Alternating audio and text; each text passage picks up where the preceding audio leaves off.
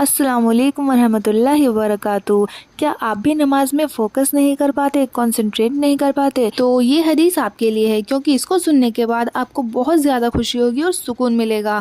ہمیشہ لوگوں کے ساتھ یہ دقت ہوتی ہے کہ وہ جب بھی نماز پڑھنے بیٹھتے ہیں دنیاوی خیال ان کو چاروں طرف سے گھیر لیتے ہیں اور وہ نماز میں کنسنٹریٹ نہیں کر پاتے، فوکس نہیں کر پاتے۔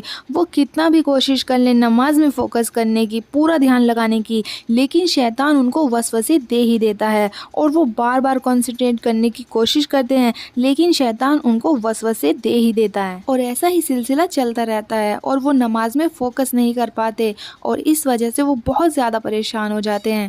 پریشان ہونے کی ضرورت نہیں ہے، آپ کو یہ جان کر خوشی ہوگی کہ اللہ سبحانہ و تعالیٰ کو یہ نماز بھی قبول ہے کہ بندہ میرے لیے اسٹرگل کر رہا ہے، من نہیں ہے، سکون نہیں ہے، شیطان سے لڑ رہا ہے، لیکن پھر بھی نماز پڑھ رہا ہے میرے حکم سے۔ ایک بات یاد رکھیں، شیطان صرف اسی کو پریشان کرتا ہے، اسی کو وسوسے دیتا ہے جو اپنے سچے خدا کے سامنے کھڑا ہوتا ہے، کیونکہ شیطان کو بھی معلوم ہے کہ یہی نماز اسے ایک دن برائیوں سے بچائے گی۔ آپ کو خوش ہونا چاہیے کہ یہی پریشانی آپ کے ایمان کی پہچان ہے، اور جو لوگ اللہ کے علاوہ کسی اور کی عبادت کرتے ہیں تو ان کو یہ خیالات نہیں آتے کہ مجھے وسوسے کیوں آتے ہیں، کیونکہ شیطان صرف اسی کو پریشان کرتا ہے جو اپنے سچے خدا کے سامنے کھڑا ہوتا ہے۔ نماز میں وسوسے آنا شیطان کی چال ہے۔ شیطان نماز میں وسوسے بھیج کر ہمیں گناہ کرنے اور نماز سے ہٹانے کی کوشش کرتا ہے۔ جب ہم نماز پڑھتے ہیں تو ہم رکعتیں بھول جاتے ہیں کہ ہم کتنی رکعت پڑھ چکے ہیں اور ہمارے دماغ میں الٹے سیدھے خیال آنے لگتے ہیں۔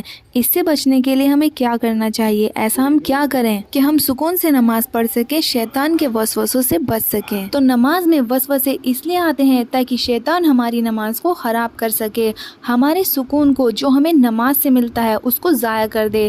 اللہ کے حبیب رسول اللہ صلی اللہ علیہ وسلم نے فرمایا کہ جب کوئی تم میں سے نماز پڑھے تو اللہ کی رحمت سے امید رکھے، اس کے بعد بھی اگر وسوسے آپ کو نماز کے دوران تنگ کرتے رہتے ہیں تو توجہ اپنے ترجمے پر رکھیں، جو کچھ آپ پڑھ رہے ہیں تجوید پر رکھیں، مخارج اور ادائیگی پر رکھیں۔